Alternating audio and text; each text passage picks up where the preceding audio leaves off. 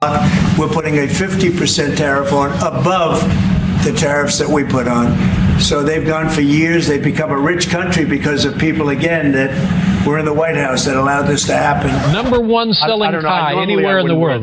You wouldn't wear that shirt? We also have them in white and beautiful white. Where are the shirts made? Bangladesh. Well, it's good. Okay. We employ people in Bangladesh. Ties? Where are the ties made? These are beautiful ties. They are great ties. The ties are made in where? China? Ties are made in China. Oh, that's gonna hurt! Trump supporters like to point out that Trump is a businessman, and as such, he should be trusted with the American economy. But the fact is, as an American businessman, he has managed to rip off the American consumer multiple times. And I'm not talking about the fraud related to the Trump University. I'm talking about just with his standard with the tariffs. I mean, we saw what he has done to the American consumer with the trillions of dollars in losses in the stock market, where everyday Americans who have managed to save their money for college funds and retirement have put it into the stock market thinking that this was a safe place because normally we have adults governing our economic policy, but Trump decided to play his games, and as a result, we have all lost money. I mean, I want to tell you right now that Donald Trump outsmarted the world. Trust me, I'm an American, I support my president, but that's not really what happened here from what I understand. And I know I'll get pushback, but here's what it is. What happened in the bond market overnight, the spike in yields on the 30-year and the 10-year bond, which showed that people were dumping our bonds. And who were those people dumping our bonds? Japan, the biggest holder of bonds, was selling bonds. That's what I'm getting from some very big money managers. China, maybe to some extent, but it was largely Japan and others. If you have a mass sale of bonds, that means people are losing confidence in the U.S. economy, on the ability to do deals with us. And from what I understand, this is what forced the hand of this 90-day reprieve. Now, is it a good thing? Are people coming to the table? Yeah. But if you read between the lines, or not even what Scott Bessent said, we have no deals, right? There's nobody that is really there saying, this is what we're going to do. And they paused it anyway. Then you have him as a businessman doing the same thing that he is trying to get American companies not to do. Because as we know, his companies manufacture their goods in China. And this isn't just from years ago. This is from right now. Because in October of just 2024, when he was running for president and he was talking about how we need to impose tariffs and we need to bring back American manufacturing. Well, as a businessman, he had a choice of what manufacturer he was going to use to manufacture the goods he was going to sell for his companies. And he decided not to have those goods manufactured in America, but decided to have them manufactured elsewhere. The Newsweek reporter that went into Trump Tower in October of just 2024 specified where these items that were sold there were made. The items that were for sale were flasks, jackets, baseball caps, woolly hats, and they were made in China.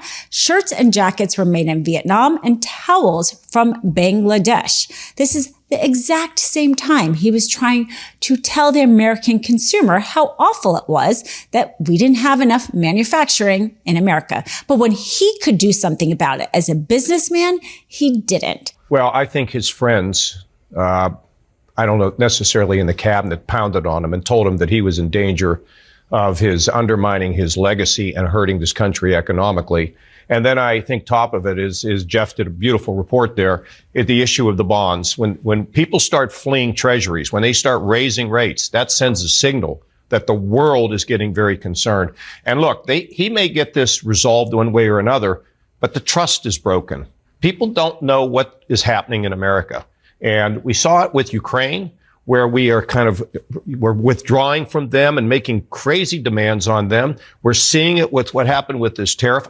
This is a wound that's self-inflicted. And so it starts to break our brand, and it creates a trust problem. And none of it was necessary. And I say one other thing. For 80 years, the global system has worked. We've gotten wealthier. The whole world has gotten wealthier. And now all of a sudden, there's big questions. And that's not good for peace, security, or for wealth creation globally. And then even the Bibles. If you remember, he started selling Bibles during his campaign. The $59.99, that was the sale price for his Bible, but they were actually made in China for $3. He, as a businessman, was very good at ripping off the American consumer.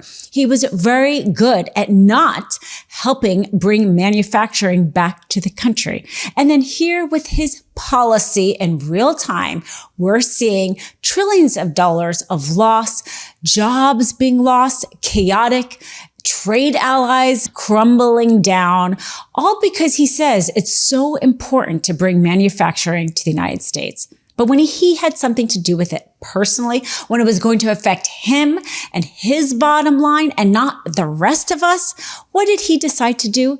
But to make those goods elsewhere because they were cheaper and he could make more money off the American consumer and not bring manufacturing back to this country. The president has overplayed his hand quite dramatically. If you look at the amount of trade that goes on around the world, the US isn't the whole story. In fact, we're about 1/10 of global trade. What that means is if we put up 100% barriers against China, and we put up large barriers, we still have large barriers against the rest of the world, we're cutting ourselves off from 90% of the world. China, on the other hand, it's losing access to 10% of all imports. That's not such a big hardship, and so it's going to have the opportunity to divert its exports elsewhere.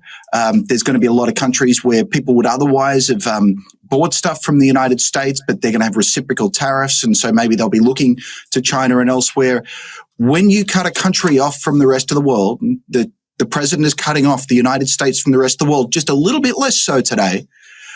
It's that population that suffers. So this is a trade war that's hurting Americans first, and it will have ripple effects elsewhere. Trump's lack of any business skills was on full display because he could not undo the damage he did with the tariffs he imposed on what he calls Liberation Day. He tried to pause the tariffs and his friends all got a lot richer. But economists say that there is still a very real risk of a global recession because of all the chaos he has caused, all the damage he has caused with our trade relations. You cannot undo that. There's an item in the New York Post that we all have in front of us. It's an exclusive story, and it talks about how with these 104% tariffs that went into effect, we think that China is going to have to pay for it, but it tells a story of a special needs toy importer. And when the tariffs went into effect at midnight, his tariff, he's been paying a tariff because he gets stuff from China, $26,000 a year.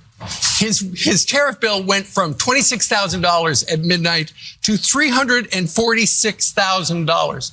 And that's money he's going to have to come out of his pocket. It sounds like he's going to have to go ahead and close down part of his business. He tried to make the toys in the United States, but the tariff on that, his most popular item, went from $0 to $17 at midnight.